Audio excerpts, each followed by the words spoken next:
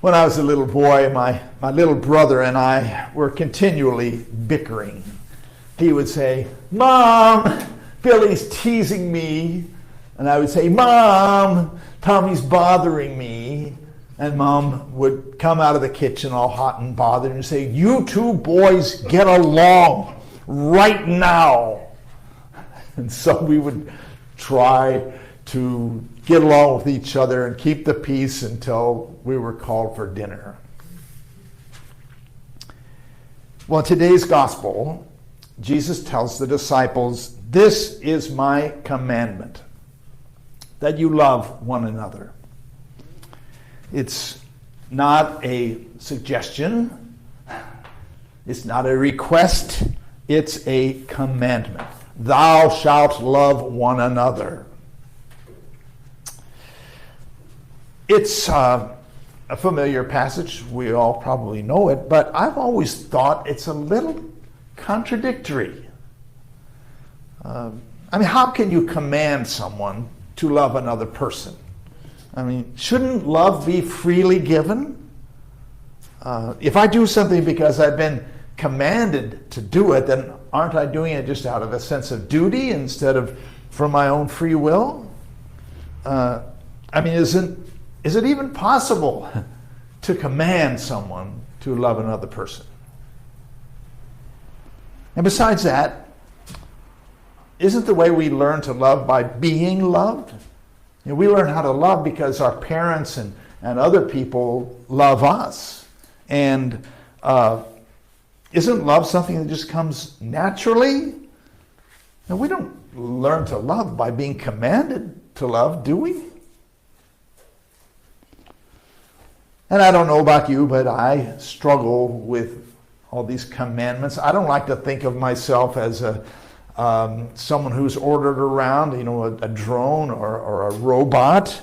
I want to be someone who does things of my own free will. But Jesus says, "This is my commandment, that you love one another as I have loved you." Now, this saying is part of the farewell discourse in the Gospel of John, chapters 14 to 17.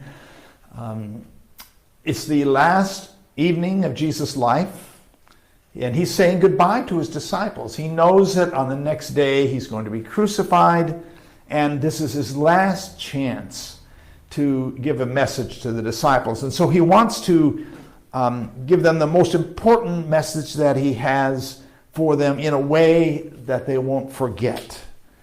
And what's the most important thing he wants to say to them? Love one another. He knows that after he's gone, there's going to be bickering, there's going to be power struggles, there's going to be arguments. And through it all, he wants them to remember one thing: love one another. You remember how in the Old Testament Moses came down from the mountain and gave the people 10 commandments? You shall love the Lord your God with all your heart, no idols, you shall not murder, you shall not commit adultery. 10 simple things to remember. 10 easy commandments to remember that help people live a good life, help society be well ordered. And now Jesus takes the 10 commandments and he condenses them down into one commandment, the commandment to love. Thou shalt love one another.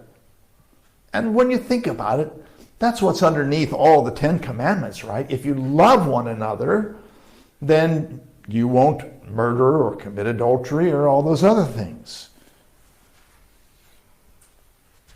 But why? Why does Jesus have to make love a commandment? A commandment is a word from outside yourself, and it comes to you regardless of your feelings or of your particular situation, regardless of what you're thinking. A command sort of shocks us into recognition. Thou shalt love one another. Now, love is probably one of the most overused words in the human vocabulary. It can mean all kinds of things to all kinds of people. We say, I love my family, I love my car, I love a good dinner at a nice restaurant.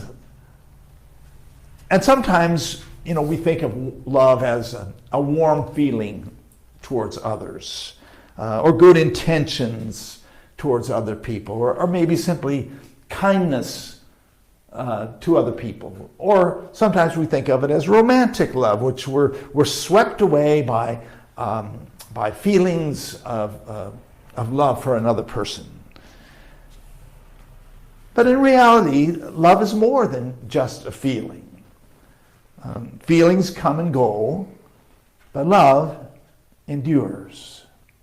When you get married, you're in love and you think, well, love is all we need. Love is going to carry us through everything. It doesn't matter anything else.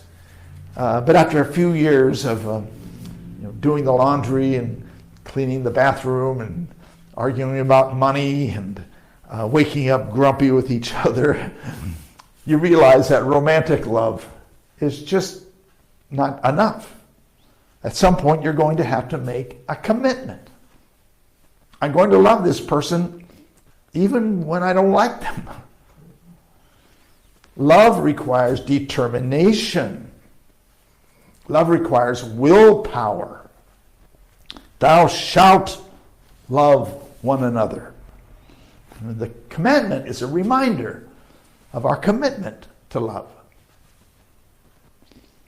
I have to admit that sometimes I get caught up in so much in my own affairs and worried about my own self-interest and focused on my own desires that I forget to love the people that I love. And I need a reminder. Thou shalt love one another. How many times have I been part of a group that has lost its way in petty jealousies and personal power struggles and general dysfunction so that everyone just becomes miserable? And we need to be told sometimes, you people get along with each other. Thou shalt love one another. Sometimes we just need a reminder. And besides all that, love isn't love without justice. In the first letter of John, it says, how can God's love abide in anyone who has the world's goods and sees a brother or sister in need and doesn't do anything to help them? How can we stand by when we see suffering in the world, people who are mistreated, people starving, people dying, if we have love?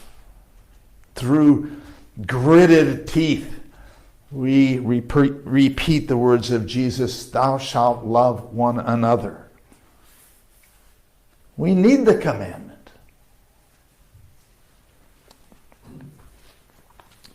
There's a story about a church that had a controversy about the carpet. The carpet in the sanctuary was old and worn out, and it was time to replace it. And so they had a meeting about what to do about the carpet. And there were three opinions at the meeting. One man said, it's too expensive, we don't have enough money to replace the carpet. Another woman, a woman said, well, I've been sitting here for all these years looking at that ugly yellow carpet and I'm sick of it. And everyone I know, everyone I've talked to says we need to get a red carpet. Another woman said, my father paid for that yellow carpet. And if you don't have another yellow carpet, I'm not going to chip in to pay for it. And so they went round and round about this controversy, and the conversation got more and more heated, and the voices got louder, and tempers began to flare, and faces got red until they came to an angry deadlock. And one man said, if this is the way you're going to treat me, then I am going to leave this congregation. Another woman said, that's just fine. Why don't you just leave? And all this is in a Christian church. Well, finally, a high school girl stood up. She was clearly nervous. She was wringing her hands and spoke kind of hesitantly. She says, I know I don't know very much, but in our confirmation class, we learned that Jesus said, this is my commandment, that you should love one another. Doesn't that apply to us too? So there was this silence that fell over the group, and people looked down at the floor, and no one wanted to speak. And finally, one woman in her 80s spoke up, and she said, "Young lady, you're right. I'm ashamed of what I said, and I want to apologize. I hope you'll all forgive me." And a man said, "I spoke with anger, and I regret it. I'm sorry." And other people said similar things. And someone said, "I love everyone in this world, and I love everyone in this room. And I don't want this carpet to tear our church apart." And they all agreed that they would just postpone the decision about the carpet until a time when they were less emotional about it. Sometimes I do the right thing because I want to. And sometimes I do the right thing because I've been given a commandment.